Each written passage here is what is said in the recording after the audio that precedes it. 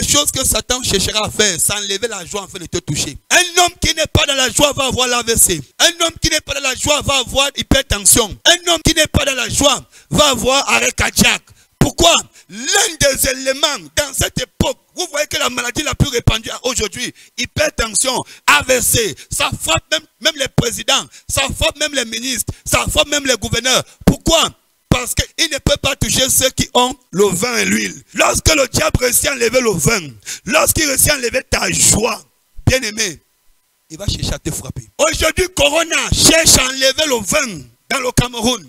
Il cherche à enlever le vin sur terre. Il cherche à enlever la joie des hommes. Les hommes n'ont plus la joie. Les hommes ont peur. Chacun se dit peut-être demain je vais mourir. Peut-être après-demain je vais mourir. Il n'y a plus cette joie. La deuxième des choses qu'il cherche aussi à frapper, il veut frapper l'olivier. L'olivier ici parle de la paix. Il va enlever la paix et la joie. Voilà les deux choses qui maintiennent l'homme, qui font en sorte que l'homme ait de la foi et l'assurance. Un homme qui n'a pas la paix et la joie ne peut plus avoir confiance en Dieu. Un homme qui n'a pas la paix et la joie, même si tu as encore la douceur, mon frère, tu perds ta confiance. C'est pour cela que ces esprits qui sont en train de frapper le monde par ces microbes, par ces virus, par toutes ces choses, bien aimé, c'est l'œuvre d'Abaddon. Mais Abaddon n'a pas le droit de toucher ceux qui ont le signe le signe au front, de toucher ceux qui ont l'huile et le vin. Mon frère, toi qui m'écoutes, est-ce que tu as encore ton huile? Chaque fois que le Seigneur venait vers ses serviteurs, il dit prends courage.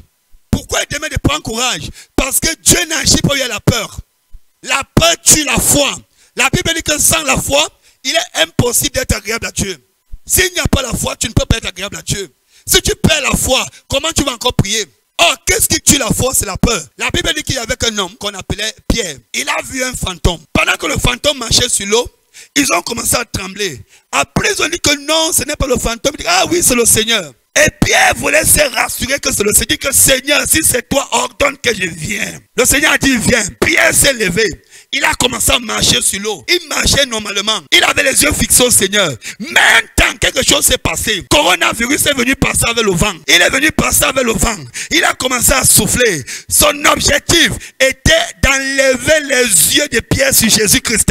Il sait qu'une fois que tes yeux ne sont plus à Jésus, tu vas tomber. Tu vas sombrer. Écoutez bien aimé, tout ce qui se passe dans le monde maintenant, c'est pour que les chrétiens enlèvent leurs yeux sur Jésus, afin que toute l'humanité tombe. La Bible dit que l'église est le sel de la terre. Le sel ici, c'est l'église qui donne le goût à la terre. C'est parce que l'église prie, c'est parce que les hommes prient, c'est parce que les nations prient, que l'antéchrist ne peut pas encore agir sur terre. L'antéchrist veut se révéler, l'antéchrist veut entrer, mais les prières de l'église le bloquent, les prières des saints le bloquent. Il est en train de chercher à envoyer le vent, secouer la terre, afin qu'il n'y ait plus de chrétiens sur terre, afin qu'il n'y ait plus de croyants sur terre. Lorsque nos regards vont quitter sur Christ, lorsque la peur va enlever l'assurance, lorsque la peur va enlever la foi, le Seigneur Jésus a dit, lorsque je vais revenir, est-ce qu'il y aura encore la foi?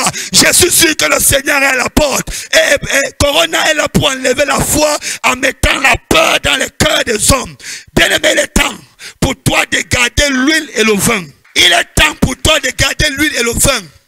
Oui, la Bible nous rassure dans le psaume 91 que la contagion ne va pas nous atteindre.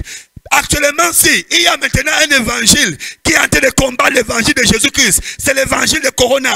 On parle de Corona partout. On parle de Corona partout. On vante que Corona, ça tue, ça peut tuer, ça détruit. C'est la fin du monde. Ça va détruire l'humanité. C'est vrai, ça fait toutes ces choses. Mais nous, enfants de Dieu, on a un évangile qui est plus puissant que Corona.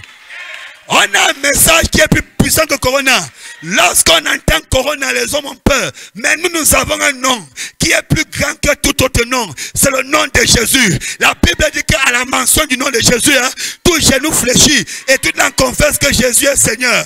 Aujourd'hui, quand les hommes entendent Corona, on ne peut plus se saluer, on ne peut plus se rassembler, on ne peut plus prier, on ne peut plus aller au marché, on a peur, on est méfiant, on commence même à soupçonner. Corona va nous pousser le péché. Ton frère vient chez toi, il te salue, il a sa grippe ordinaire. Dès qu'il tousse, Corona. Tu penses Corona, tu réfléchis Corona, tu, tu as peur. Est-ce que Dieu t'a promis que tu vas mourir par la contagion? Est-ce que Dieu t'a promis que tu vas mourir par la contagion? Est-ce que Dieu t'a promis que tu vas mourir par la contagion? Est-ce que Dieu t'a promis que tu vas mourir par la contagion? Est-ce que Dieu t'a promis que tu vas mourir par la contagion? Tu as peur. La Bible dit que la contagion ne va pas nous atteindre. La Bible dit que 1000 tombent à ton côté, 10 000 à ta droite, tu ne seras pas atteint. Voilà la promesse de notre Dieu. La Bible n'a pas dit que les 1000 ne vont pas tomber. La Bible n'a pas dit que les 10 000 ne vont pas tomber. Mais elle a dit que toi, tu ne seras pas atteint. Bien-aimé, je ne connais pas à qui les 1000 appartiennent. Je ne connais pas à qui les 10 000 appartiennent. Mais en ce qui me concerne, j'appartiens au roi des rois, au Seigneur des seigneurs, à l'alpha et l'oméga. Il a reçu le nom au-dessus de tout autre nom. À la mention duquel, au nom de Jésus, tout genou fléchit. Dans les cieux, tout genou fléchit sur la terre. Ça veut dire que Corona fléchit les genoux devant le nom de Jésus.